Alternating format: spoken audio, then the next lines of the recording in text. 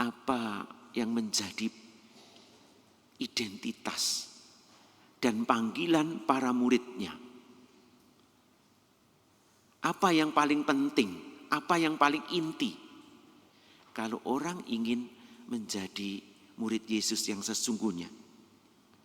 Dia mengatakan, aku memberikan perintah baru kepada kamu, yaitu supaya kamu saling mengasihi.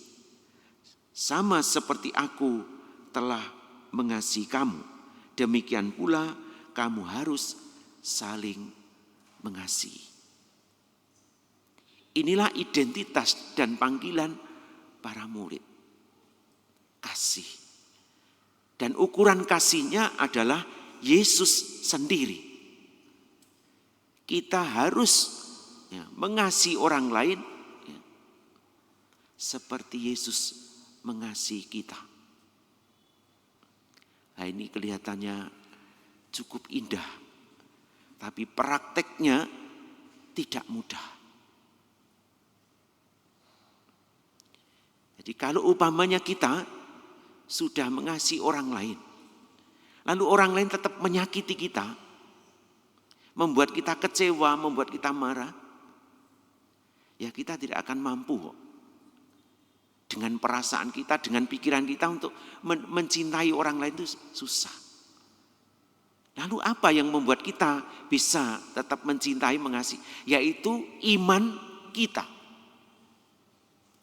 Sejauh mana iman kita, ya sejauh itu kita bisa mengasihi. Jadi kalau saya umpamanya disakiti oleh orang lain, terus saya ini sebetulnya perasaan saya tetap jengkel, pikiran saya juga nggak bisa kompromi. Hanya satu jalannya, Tuhan ajari saya untuk tetap mencintai dia demi Yesus yang telah memberi perintah baru ini. Ini harus, bukan ditawarkan, harus. Kalau kita ingin menjadi murid Yesus. Karena tanda yang paling nyata, paling jelas kalau kita ini murid Yesus, tidak hanya kalau kita hari Minggu ke gereja, itu tidak cukup. Kalau kita membaca kitab suci, itu tidak cukup.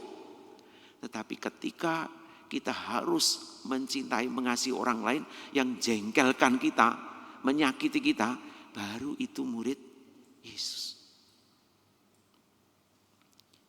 Bapak Ibu, apa yang menjadi identitas dan panggilan para murid itu juga sekarang ini, saat ini menjadi identitas dan panggilan kita. Sebagai murid-murid Yesus yang masih berjuang saat ini. Lalu apa yang harus kita lakukan? Apa yang harus kita kerjakan? Apa yang harus kita perjuangkan? Karena kita harus mengasihi orang lain seperti Yesus mengasihi. Kita harus menerima orang lain sebagai sahabat. Bukan sebagai pesaing yang harus disingkirkan, bukan sebagai musuh yang harus dihancurkan. Jadi sesungguhnya kalau kita mampu bersahabat dengan semua orang, bahkan termasuk yang memusuhi kita pun, itu adalah perjuangan yang adalah identitas dan panggilan kita sebagai murid-murid Yesus. Jadi kita menerima orang lain itu sebagai seorang sahabat, bukan sebagai yang menyaingi kita, yang membuat memusuhi kita, bukan seperti itu. Meskipun orang itu bisa jadi ya merasa bahwa kehadiran kita sebagai pesaing, ya mungkin sebagai musuh. Bapak Ibu saudara yang terkasih, kalau orang sudah bersahabat, maka dia mau bertemu, berjumpa, lalu mulai berdialog. Ya, saling mendengarkan, saling omong dengan enak, dengan penuh persaudaraan.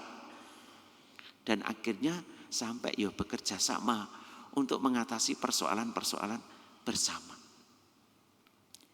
Bapak Ibu, sejauh pengalaman saya untuk belajar untuk bersahabat dengan mereka yang berbeda ya dengan kita. Nah, kita ini jangan hanya bersahabat dengan mereka yang sepaham dengan kita atau seiman dengan kita, sepikiran dengan kita, tidak akan pernah maju. Kita baru maju kalau mau ya duduk bersama, berbicara bersama dengan mereka yang berbeda. Jadi jangan berteman itu jangan itu saja. Rono ini mek guru karo kuwi ya, dan mengiyakan apa yang kita lakukan. Padahal kita sampai sudah di pinggir jurang itu sudah. Jadi orang Katolik itu jangan dengan orang yang selingkungan saja, atau pokoknya yang sehobi saja, enggak. Justru dengan orang yang berbeda. Ya kadang kita merasa sakit, ya. Kalau kita berbeda dengan orang lain, tapi justru majunya kita kalau kita merasa sakit, terus mau pindah pandangan itu. Bayangkan kalau Bapak Ibu ini sekarang duduk itu pertama enak ya. Tapi suwi-suwi kan panas itu. Ora betah, romoi kapan? Mari ini khotbah yo suwe men. Tapi kalau seandainya enak, kira-kira enak terus ya merasa enak terus. Ya, kira-kira mau pergi enggak? Pindah enggak? Tidak akan mau karena enak. Tidur itu enak. Nek enggak selamanya. Nah, bahkan kalau tidur ya, saya ingin tidur panjang. Tapi lama-lama sampai kesel, tidur sampai kesel. Akhirnya ya bangun gitu. Karena ada rasa tidak enak, rasa sakit. Jadi bersyukurlah kalau masih merasakan sakit itu. Karena itu akan berubah menjadi baru kita. Demikian juga kalau berbeda. Dan kalau kita sudah membangun persahabatan, omongannya itu enak dan tidak disalahpahami, disalah mengerti. Saya pernah bertemu seorang kiai. Saya mengatakan, Kiai, tidak menikah itu enak loh. Nah, Romo belum merasakan, enak nikah Romo. Tapi tidak ada saling tersinggung. Kiai, babi itu enak loh, daging babi itu enak loh. Oh lebih enak lagi kalau istrinya 2 atau 3 Romo. Romo nggak pernah merasakan. Lalu tidak ada yang ya tersinggung, tidak ada. Gitu. Enak. Tapi kalau seandainya nggak pernah berjumpa, ngobrol bareng, akan banyak tersinggungnya. Gitu. Dan kita makin tidak percaya dengan cerita-cerita yang ada di YouTube itu saja. Untuk membangun persahabatan. Kalau mereka kita kunjungi aja, ya, kita kunjungi loh. Mereka itu sudah, terima kasih dan nganggap kita ini saudara. Ya mbuh nanti salaman iki banyak atau sedikit, maknul atau enggak mau, rapopo gitu. Tapi kita mau bersahabat dengan orang lain. Berdialog, lalu akhirnya bekerja sama. Bagaimana kalau kita ini ya mengatasi persoalan bersama di negara kita ini. Ya entah ekologi, entah pertengkaran, perpecahan. Lalu dari yang berbeda-beda ini, katakanlah berbeda agama ini, ya akhirnya mulai meneguhkan kerukunan bersama. Mau berjalan bersama. Dan itulah sinodalitas. Bapak Ibu, saudara-saudara yang terkasih, mari kita terus berjuang. Untuk belajar bersahabat, berdialog, bekerja sama dengan semua orang untuk mendatangkan kebaikan. Agar mereka tahu bahwa kita ini benar-benar murid Yesus. Bapak Ibu, waktu kunjungan almarhum Paus Fransiskus, ketika dia berpidato di mana-mana, pernah enggak ngomong tentang satu ayat tertentu dalam kitab suci? Rasanya enggak pernah mendengar, selain pada waktu misa loh, jelas itu ya. Tapi pada waktu dia berpidato di depan kepala negara, lalu di depan banyak orang, enggak pernah ngomong tentang teks kitab suci. Sampai orang lain yang nunggu-nunggu itu, yang memusuhi dia itu, dia enggak suka datang ke Indonesia itu, bingung dari sudut mana dia disalahkan. Karena kedatangannya yang penuh kesederhanaan itu, penuh persahabatan itu membuat orang lain diam. Tidak bisa apa-apa. Hanya segan, mengagumi. Itulah contoh hidup dan karya seorang murid Yesus. Meskipun kita ini ya mungkin gak hafal teks semua, tapi paling gak menghidupi kasih itu akan membawa dampak yang luar biasa. Dan kita tidak menempatkan diri sebagai musuh, sebagai pesaing untuk mereka. Pasti orang lain akan merasakan bahwa kita ini sahabat mereka.